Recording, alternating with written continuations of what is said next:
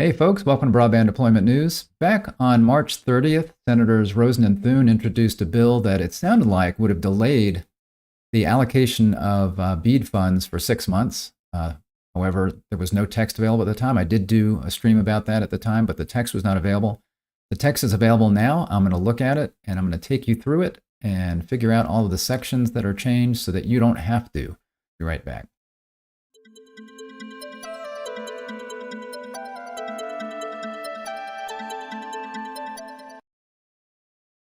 Thanks for joining me, Rick Husey, Witsy Quorum, here with Broadband Deployment News. So, as I mentioned, I did when this bill first came out. Looking at the wrong thing here. Hang on. So, when this first came out, this bill from Senator Rosen and Senator Thune. So supposedly bipartisan. You got a Republican and Democrat, and they both. A lot of senators have been concerned about the allocations that are going to be made from the BEAD program, the Broadband Equity Access and Deployment Program. That's got the $42.45 billion, the big chunk of money that's coming out of the Infrastructure Investment and Jobs Act. Some people call it the bipartisan infrastructure law. So that's the big chunk of money for broadband deployment. And each state's going to get $100 million, but then each state after that is going to get some amount that's going to be based upon how many unserved locations they have in their state compared to the unserved locations throughout the country. And right now we're trying to figure out what that factor is, how much each state has as far as unserved locations. And that's all based on the new FCC broadband map. We've got a pre-production version of that out now, and the production version is supposed to be out sometime probably around May. And then in June is when the NTIA is supposed to make their decision as to how much each state gets. And they've said they're going to stick to that June 30th date, despite legislation like this that's obviously not passed. If this were to pass, then they'd have to follow this. But the requests have been made. They said, no, we're still going to go with June 30th. They're looking at this as being, it's more important.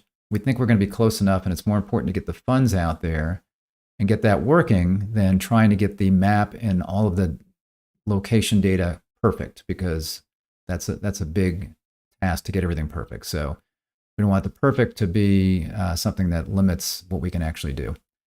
But there's still people that are concerned. So again, Rosen and Thune introduced this bill, but when they introduced it, there was a press release and they talked about how bad the FCC map is, how I think they call it flawed, very flawed, something like that.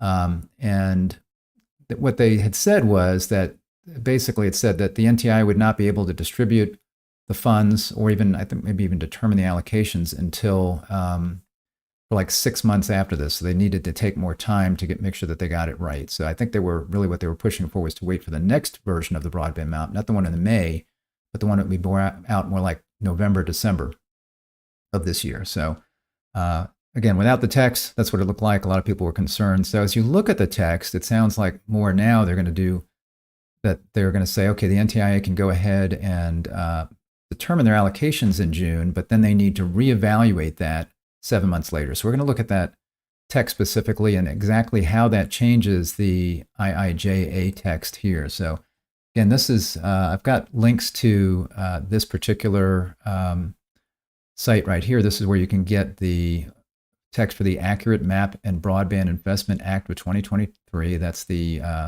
Rosen-Thune bill. And then I've got, if you want to get the IIJA text here, you can do that. And then I'm going to look specifically at here. I'm going to look at the Rosen-Thune bill, which is not very long, but then I'm going to go specifically to the sections of the IIJA and see what changes there. And that is not as easy as you would think as you start to look at numbers, letters, subletters, subnumbers, and everything else, and trying to figure out where everything is. So this is the bill here, 118th session, Congress first session, Accurate Map for Broadband Investment Act. So here, where they're changing this would be the allocation portion of the IIJA. So it's section 60102 of the IIJA, and then it says in subsection C, what they want to do is redesignate a few paragraphs. So they're going to change paragraphs 4 and 5 to paragraphs 5 and 6, because they want to stick in a new paragraph 4. And then they've got the text of what paragraph 4 is here. So let's look at that. So this is that section, section 60102. And what did we say it was? got to go back here because again, so where is it? Here it is in subsection C. So I had to go, so you look here, so you got to find your A's and your C's, and there's lots of A's and C's in here. So we're looking at A, and we're going to scroll down here, got lots of stuff going on. Then we get to B, and then we got C. So they're talking about changing this area. And then we've got, this is number 1, not in that area. This is number 2, it's not in that area. So it's in number 3, allocation of remaining amounts. So this is the section that they want to change.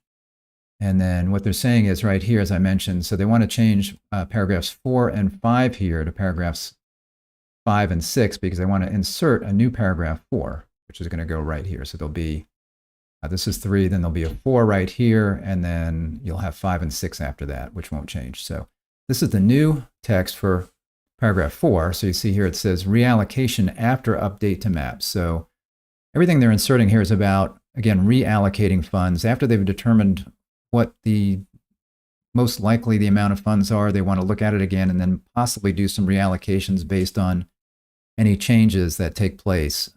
So you see here in general, so they wanted to insert, that's the first thing that they did. Did I not have it on here? I thought I did.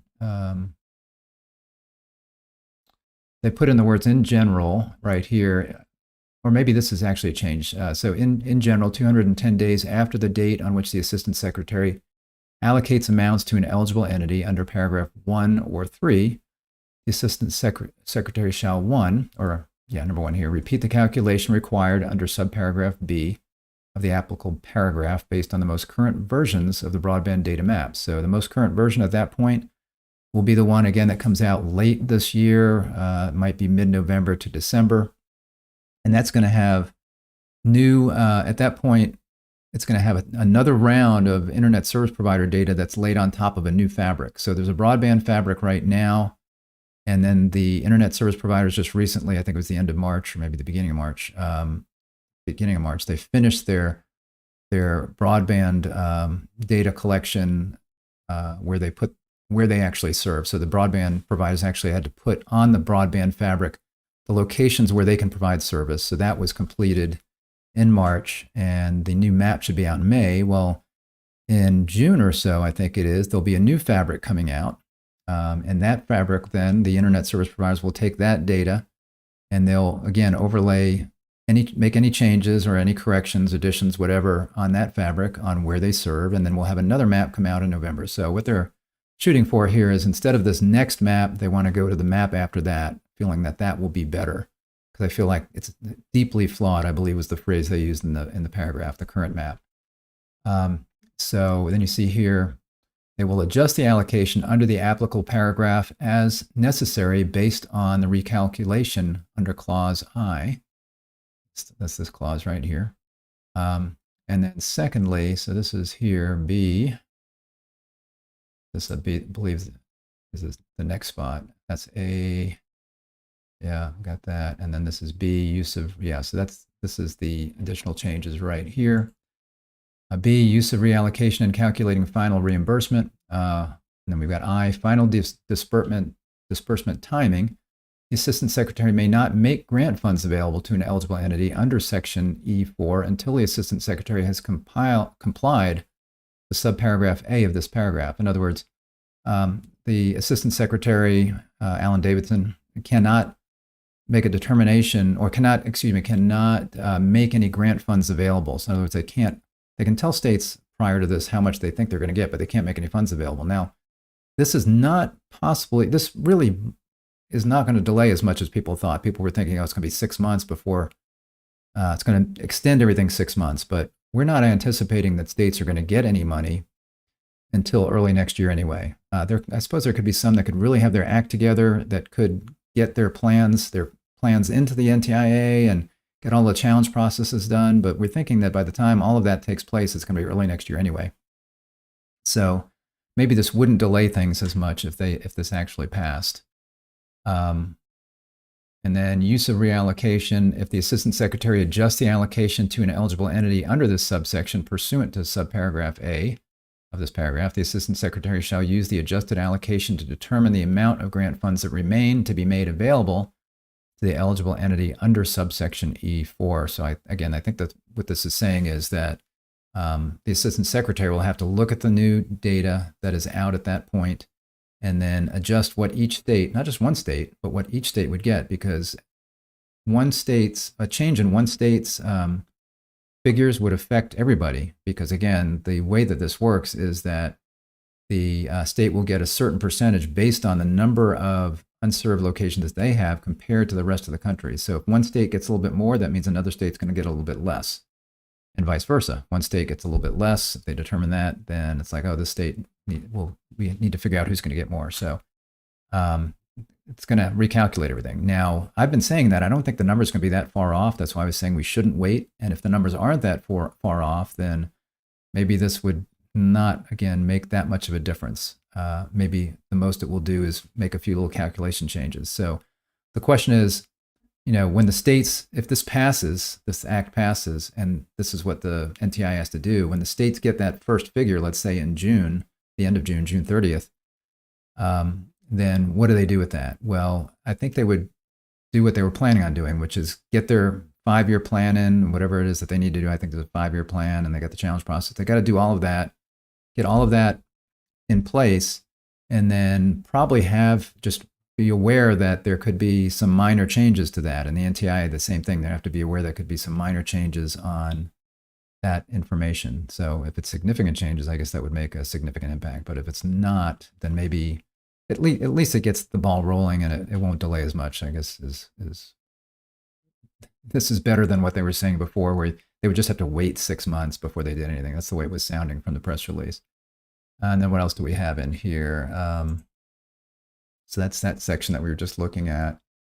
And then in 2, and then we've got in subsection E, in paragraph 2, they want to redesignate a couple of things here. So that's way down here. So let's see. So it said subsection E. So this is D, this is E. Then paragraph 2. So that's paragraph 1. Then we've got paragraph 2 way down here. This is crazy to try to go through this stuff. Paragraph 2 right here. So one of the first things they want to do is take out, this is what I was thinking was in the prior paragraph, but it's not. So here they're taking out on or after, and they're replacing that with this, with the letter A. So this is going to be A to start out. So right now this is A. They're saying we're going to change A and B here to I and double I, or 1 or 2, however you want to look at that. And this is going to be A. So it's going to say A in general, on or after. So that's going to replace this here. And then these two things are going to change.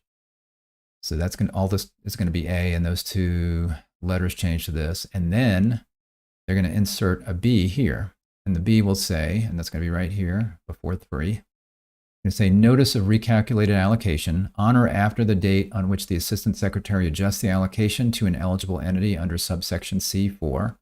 The Assistant Secretary shall issue a notice to the eligible entity that contains the adjusted amount available to the eligible entity under subsection C. So I think it's just saying the NTIA is then going to notify the states really, on what their new amount is going to be. It doesn't say when, it just says on or after. So it was originally 7 months when it said 210 days, I think it was. So it's basically 7 months. So that puts you out at about January, around the beginning of January, if June 30th was the initial date that the NTIA says what the first allocation is. So then around January or so, they're going to do this calculation, and then sometime on or after that date, it doesn't say whether it's 3 months, 6 months, or 2 days. So that's kind of interesting. I'm not sure why. But that's basically what that's saying as far as I can tell.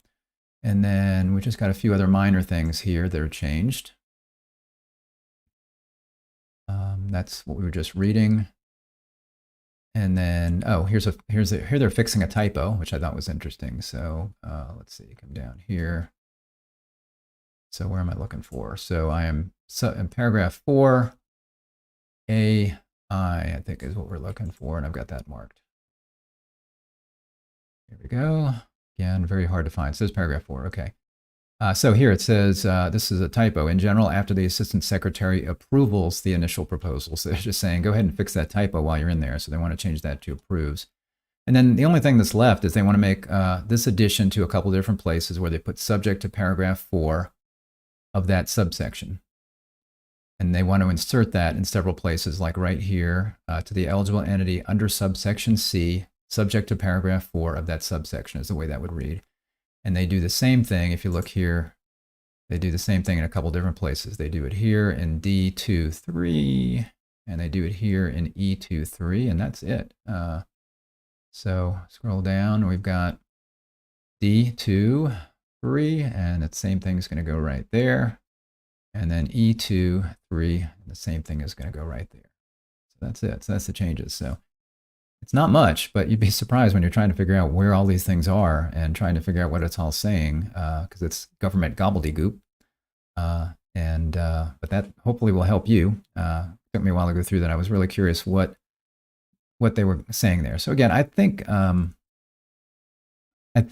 this has a better chance of maybe being taken seriously now that they've kind of clarified what this is, and it sounds like the NTIA would still move forward and tell each state how much provisionally they're going to get on June 30th, but with the awareness that it may change a little bit 7 months later as we do a final look at the numbers and as far as the broadband serviceable locations that we get in the next version of the map. So they might be able to get some support now. At first, I thought there's no way this is going to pass. Now, of course, both of these states, these states are not. I don't think they're going to get that much money, but they want to make sure they get the most. So there's some. I saw a question in one article that was saying, maybe some of these large states are going to get a lot of money, aren't really going to be concerned about this because they don't want to get any less. Then again, maybe they could get more. So I don't know. So I guess I'll have to see if any other senators sign on to this. I guess it depends on how much those senators are concerned that they're not going to get their fair share of funds. And I guess if they are states that are already expecting a lot of money, like Texas, for example, we're thinking is going to have the most amount of money that they're going to be getting. My state, Georgia, is going to be getting a lot of money because, again, it all depends on how big the state is, the population, and how many unserved people there are in various locations, how many rural areas there are, those kinds of things. So maybe some of the states that are going to be happy with the amount of money they're getting, they don't want to take any chance that decreases. They might not sign on. So will it pass? I don't know. But I think it has a better chance based on looking at the text as I've looked at it now versus what originally, which was these maps are terrible and we want to wait 6 months before we do anything. It's not that. So at least it's more clear as to what they're looking for. This was helpful. If you had no idea what was in there and didn't want to read through that, hopefully that helped. To give me a like on the video if you would. If you're not subscribed, click the subscribe button and click the bell to be notified when I'm live. Thanks for joining me for Broadband Deployment News. I'll see you next time.